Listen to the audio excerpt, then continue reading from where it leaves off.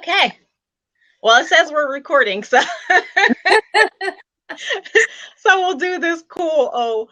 So again, welcome everyone to the inaugural launch of the Your Mental Wellness Matters. I am your co-host, Lynette Davis with LynetteDavis.com, and I am here with my co-host, and she's going to once more and again introduce herself. I'm actually going to move myself around so you can see my vision board wall. Awesome. That's a better piece of scenery.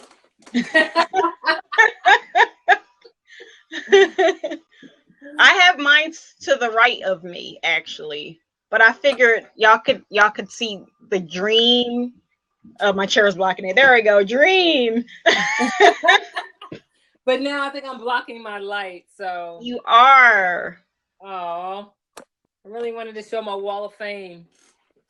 Okay, maybe if I go on this side. There you go. Better. Okay. All right. Okay. All right. There was us, people. Yeah. So, I'm trying to think. Okay, so Dr. Angela Clack, where can they find you again? Okay, so my website is clackassociates.com, www.clackassociates.com. That's where you find a little bit more about me and my practice locations, the kinds of people that I treat, and the kind of symptoms that I work with. I'm also on Facebook, and it's under my name, Angela Clack, and Dr. Angela Clack. And I also have a women's online community support group, and that is Women of Color Embracing Wellness, and are sharing their Embracing Wellness. So all you have to do is put my name in, and it'll pop up with various pages. But the page that has most of my mental health resources and articles and shared information is Dr. Angela Clack. Awesome. So we are going to go ahead and jump in. So the topic for tonight is the relationship between physical health and mental wellness.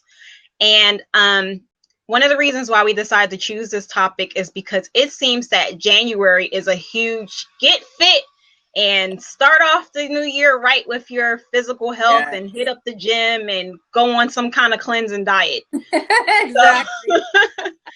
So we wanted to just kind of bring that back to the home base and just talk about how real physical health has to do with your mental wellness, or your mental health and wellness for that matter. So we're going to go ahead and kind of get that started. So Dr. Clack, what do you think about this topic? What is your take on the whole physical health and mental health? What do those two things have to do with each other? Oh, that's an awesome question, because for everybody, January is like jumpstart your fitness year, right? So it's either resolutions or now people are thinking broader than resolutions, because we realize they really don't work when you just do resolutions. We're thinking broader. We're looking at goals, and we're looking at vision for 2016. And one of those goals is always fitness. Everybody is either joining a gym, or starting a class, or doing something, starting a new diet, whatever. But one of the things that I think is in concert with your body is your brain. So just like body parts can be sick, your brain can be sick. And sick brains, or what we used to call years ago broken brains, when people were psychotic or had some kind of other neurological deficits, that's an old term. But just like, again, like your body parts can get sick, your brain can get sick, and it can cause depression, and it can cause anxiety. So just like we take care of our physical body, if we were sick, we'd go to the doctors and get some cold medicine, or we'd get a cast if we had a broken bone. We have to look at mental health the same way as we do medical illnesses. So we have to look at mental health illnesses the same way, that need to be treated with professionals in the field of mental health, to work on wellness, to work on stability, to work on functioning. And that might include medications, just like if you had a cold, you take a Tylenol. There are medications for some mental illnesses, and not everybody needs those, but they are a resource for people who need it. So physical fitness and mental fitness go together because there's the part of the same brain in terms of motivation to be well. Absolutely. One of the things that I picked up from what you were saying is when we start off this year, one of the first things that we're thinking about is the physical fitness and how we need to do these different things to be fit. Yeah, I don't hear too many people talking about mental health resolutions. Like, well, this year I'm going to do this amount of exercise. Well, most of the time it's more like this year I'm going to lose this much weight. Right? Um, so we hear very loosey-goosey kind of things like get fit or be healthy, but we don't hear the inclusion of get fit, get mentally fit, and be mentally healthy and what that could look like. So Right. I know that with physical health, we think about physical health, it's easy for us to think about a routine. Like in the morning, first thing in the morning, I'm going to go to the gym and I'm going to do leg work. When I get off of work, because I know I'm stressed, I'm going to do arm work so I can feel like I'm punching the bag or something. Right. What about doing routines for our mental wellness? What Yes. what can that look like? That looks like waking up and setting the tone for your day with prayer or meditation, perhaps a physical workout, some kind of maybe devotional reading, quiet time in the morning instead of this frazzled thing we do when the alarm clock goes off because we've hit the snooze 12 times. Now we're running around frantic. We're in the car. We're rushing. By the time we get to where we are, we're already this kind of ball of anxiety. So when we set up, just like when people, like you said, what happened to the 30-day mental health challenges? We have 30-day fitness challenges, but we don't have 30-day mental health challenges. But it really does start with setting your morning tone with prayer, meditation, quiet time, devotions, reading something that's positive, inspirational. It's definitely not jumping on your phone and reading emails before you even start your day. Because again, that sets your tone already for whatever emergency or crisis is waiting on the other end. And that's no way to start your day. Definitely, definitely. And you know what? I hear advice like that a lot of times. But one of the things that I've noticed is people kind of don't really talk about when they're really experimenting with something like that and the results that they're getting. So I decided that I'm going to go ahead and tell you about that because I personally have just been experimenting with that and just trying to develop a morning practice. I rather call it a practice than a routine because routine sounds like, nah, I don't want to do it. It's routine. Um, so That's I all. think of it as a practice. And I Okay. think even changing the words of things sometimes helps you want to kind of do it a little bit more. Like, Mm-hmm. okay, I got to get up and go to the gym, you know, rather like, okay, well, my morning practice includes me first thing in the morning, I'm going to pray, if Yep. it's just a prayer of gratitude. Thank you for waking me up Yes. today. That's right. I'm so grateful just to be here. I pray to my higher power, and I use higher power because I use all kinds of different names. Sometimes your higher power might be God. Sometimes you might say the universe. Mm-hmm. Just a thankful gratitude type of prayer. And then me personally, I actually do daily mantras Mm. that I say to myself. And I do that because one of my practices incorporated into my own mental health routine or practice is working on my self-love. And I work on different aspects of my self-love depending on what I feel is kind of low in the temperature scale. So my Mm-hmm. mantra might be about self-care because I know that I was completely sick last week. So my mantra is about self-care, but I don't leave it there either. One of the things is when you're doing a mantra, you need to take action too. You can sit there and speak to the universe all you want, but you also need to take action to it. And so Yeah. I know that I need to get up. And one of my things that I enjoy doing that I feel not only edifies my body, but also incorporates my practice with my mental wellness is yoga. A lot Oh, of different yoga things that you can do, even just simple poses if you're not really, really into it, which I really don't have any one particular yoga practice. Um, but I do work on it because one, it helps me with my stretches and everything, which helps you build like abs, mm-hmm. strengthen your legs and everything like that. But also it helps you do deep breathing exercises, which most people who work with people to help lower their anxiety levels, Yes. breath work is one of the first Yes. suggestions. That's right. So, so I've done that, and I've seen how days looked when I got up and I didn't do that. I didn't take time for my prayer or my mantra or my yoga or my journal, which is a huge part of my Yeah. morning practice. So, that's just me and my story, but I have seen the difference in what my day looks like as a business professional, because I've always felt, and I've been tracking it, Mm-hmm. because I journal, that when I do start the day with my morning practice, I'm much more productive Oh, than yeah. when I'm just rolling out the bed and like looking like I should eat a real breakfast.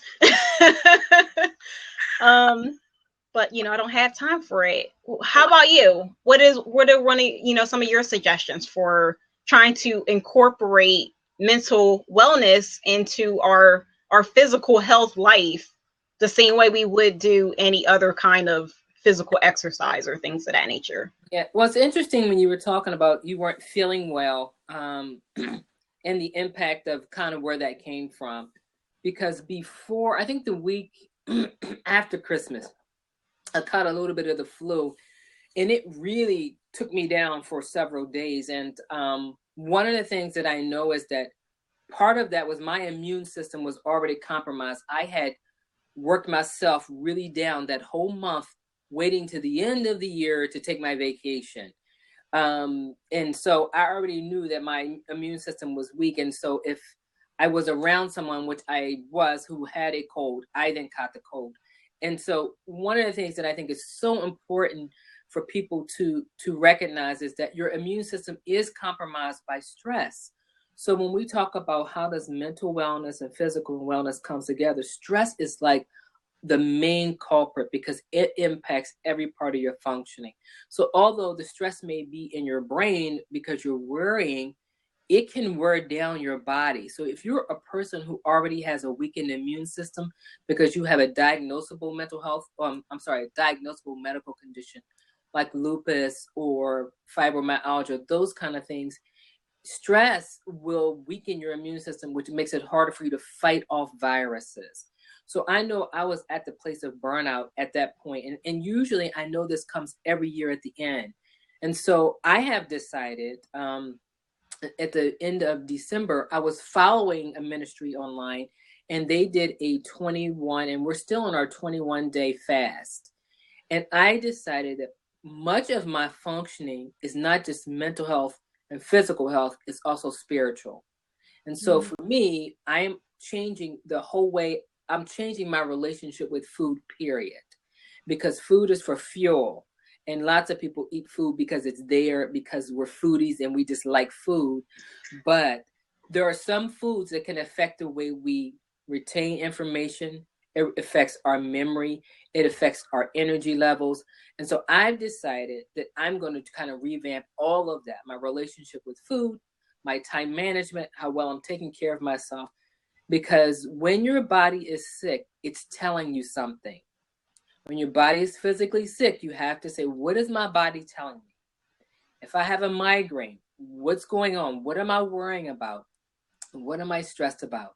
Heart palpitations, what's going on? Am I anxious? Am I having a cardiac problem? Or is this anxiety? Our body gives us clues. We have to pay attention to our bodies. Definitely, definitely. I totally agree. Um, I've blogged about it before too. I had totally ignored what was going on with my body, even though our body is a huge indicator of sometimes what's going on within our minds. Yes. And sometimes I try to make everything about intellect. And I think a lot of us do this. You know, in our minds, we know what we need to do to be healthy and strong and build resilience. Yes. In our mind, we have strategies and practices and tactics or whatever to do some of the things that we need to done, but it just stays in our heads. It stays in our heads. And I think that was a great example of how those two kind of tie in together. Because I know what was I going with that? I got extremely sick because of the different foods that I was eating. And December, was it December? It was either December or one of those months in the last quarter. October, November, December. I had gotten so sick. I had terrible, terrible gut issues to the point where everything I ate literally caused me a lot of pain. And through the suggestion of other people, I wound up going gluten-free for a month just to try it out. And because of that, I had to change up my eating habits, but also I went on a diet that reduced the acid, that required a low acid level intake of food. So anything that had a lot of high acid, oranges, onions, peppers, tomatoes, things that I love. I couldn't eat it anymore because it was literally burning my chest and tearing up my tummy. And just that physical pain caused me a lot of stress because I kept going, what's wrong with me? I just want to eat some bruschetta, But by the end of me doing that kind of food cleanse, one, I lost a lot of weight. And two, I started feeling better. I got in a better habit. I had more energy in the morning. And when I had more energy in the morning, I was able to tap into the gifts that I've already had and to be more productive. One of those things like launching this show, things that I kept talking about and intellectualizing, if that's a word, but finally had the energy to get up and do it. Yes. So awesome. So I know that some of the people who might be watching this now or might be watching the recording later. And by all means, if anybody who's watching this, and I know some people might be watching it through their profile and some people might actually be watching it, you can watch it without actually signing into Blab, which is cool. Oh, okay. But if you have any questions or anything for either myself or Dr. Angela Clack, by all means, you can, I think it says type that Q thing in the chat. So we'll know that it's a question. And I meant to say that at the beginning. So anytime if you had any questions or if you have any comments or anything like that, by all means, just put it in the chat right now. Eventually we'll probably let people into the seats, but as we're just starting, we want to get comfortable with you and you comfortable with us. So we rather you start off in the chat section. And as we build rapport with one another, then you can come on and join us and talk about, your 2 cents or your nickel and your 2 dimes. So Dr. Clack, we might get some questions later and we'll definitely be able to reach out to you at a later time. So even if you don't have any questions right now, if you think about some later, by all means, you can reach out to us and put it, because that could be a show for the next time. A Q&A. A Q&A, exactly. So again, I actually wanted this to be about a half an hour, so I think we're actually doing pretty good. So before we sign out with this introduction talk, again, by all means, you are welcome to ask any questions. Dr. Clack, how can our watchers get in touch with you. And for any of them who are kind of questioning, what do I do now? What's my next step? What do you have? What do you say to that? When you say what do I do now, my next step in terms of seeking mental health or seeking some support? Yeah, seeking some support. Thank you for helping me, making me kind of clarify that. Seeking some support, and those who are trying to, I call this is all, in all actuality, an aspect of holistic health, because when we're talking about both physical health and mental wellness, those are two pieces of the holistic health Yes. pie.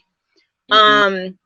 So anybody who's going, okay, I like the concept of, it's probably important for me to maybe incorporate some steps that I can do for the mental health aspect of my holistic health just as much as, or at least get started in that, just like I would for physical health. What is one suggestion that you think that they could implement in general, Mm-hmm. just to get started today, right now? I think one of the first things I would do is start tracking or journaling. And what I would pay attention to, what are those areas of my life that I'm struggling with. So let's say that someone is noticing some general sadness during this time of the year. I would say if they could start tracking or journaling on days when they're feeling sad, what's going on for them on those days, and kind of be able to maybe track a pattern, or maybe it's more about something going on in their life. But if you write it down, it'll give you a little bit more clarity, because whenever you write things down, it gets out of your head and on paper, and you get to have a different look at it. Because one of the words you use, and I love it, sometimes we tend to stay in our head and intellectualize things. There is no disconnection between mind and body. It's together. So whatever is going on in my body is going to affect my mind, and whatever's in my mind is going to affect my body. So if I'm not thinking well, I'm not going to feel well. If I don't feel well, my thoughts are going to be foggy and cloudy. So one of the things I would suggest is people just start writing down what kind of things that maybe have been troubling, what kind of things are affecting them. Maybe it's just a question to ask one of us, or something they want to research. I would definitely suggest that as a starting place. Absolutely, absolutely. And I'm going to kind of capitalize on that, because since I am a faithful journaler, I have several journals. When you really start developing a journal practice, you wind up having quite a few of them. But sometimes, especially if you have a freehand type of journaling style where you're just kind of like dumping, which is something that I do first thing in the morning, it might be good to section off that mood log that Dr. Clark was kind of talking about. So know that the very beginning of your journal, the top of it, might be that tracking of the mood for the day, and leave space so that you can go back at nighttime to finish your thoughts about, and this is how I ended that day.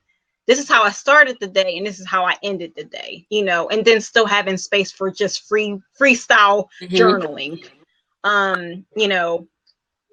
I think that might be a good place. And another thing that I do, I'm trying to think, I don't have any. Oh, yes, I do. I have these little things, they they have the little sticky part. Yes. And when I find that something was extremely important, and I want to kind of capitalize on that, especially, for instance, if I know I might go see a professional like Dr. Clack, I'll highlight that page so that I can take that page to them and go, this is what I discovered today. This is my epiphany that I had, or this day I had a really bad day, and I want you to hear my thoughts about that day in particular. Great idea. So that's great, just, one of my things. I like that. Okay. Awesome sauce. I know people are probably like, that word is so played out. I still like it. I still say things like, do you dig it? I've been told I'm an old soul quite a few times. So, again, you can reach Dr. Angela Clack at clackassociates.com. And I put her website already on here. And I think, you know what, if we don't have it, we might maybe want to. I highly recommend joining Dr. Angela Clack's group. And I believe, although I think the group is you have to get approved for it through Yes. Dr. Clack. But you can look into it. But either way, check out her website. Yes, awesome. Thank you. And as well, you can also reach me via my website. I take more of the writing perspective rather than um all the cool resources and things that Dr. Angela Clack has as a psychotherapist. But either way, you can reach out to either one of us if you have some questions or you have some thoughts about things later, because we can definitely turn that into a Q&A segment on the next episode of the show. Absolutely. And things of nature. Did you want to add anything else to what I just said, Dr. Clack? No, but I want to leave people with what I started out my year with is that came up with a word for the year. So like people are doing vision boards or vision books or whatever. I decided that my word for the year is gratitude. And so everyone, this is just an exercise in focusing. And so just like we were talking about how people start out the new year with joining gyms and talking about fitness goals, it's also important to come up with mental health goals. And one of those things is to come up with your word is for the year. It could be inspiration. It could be health and wellness. It could be revelation, whatever it is. Mine is gratitude, because 2015 was an awesome year for me. And I just know 2016 is going to be spectacular. So my word for the year is gratitude. And you'll see a lot of that on my posts, and you'll see me show that by giving of myself to others or giving things to others and blessing people with gifts. And that's how I show my gratitude and my thanks to my Lord and Savior, who has been so awesome and blessing me just this year. And so I hope that the same is for you guys. But come up with a word for the year and post it or share it with us on our next Blab session. I'd love to hear what the word of the year is for you. Definitely, definitely. And I believe the way we are doing this is I'll be hosting the show on my channel, and then Dr. Angela Clack will be hosting on hers. And I believe because we're both co-hosts, the recordings will show up on both sides. So one week you'll see a link through mine, and one week you'll see a link through Dr. Clack's. And we will try to basically do 2 shows a month. We will do our best to do that. Yeah. For you. And we'll see how it goes from there. So I think that's just about it. I'm going to stop the recording. Okay.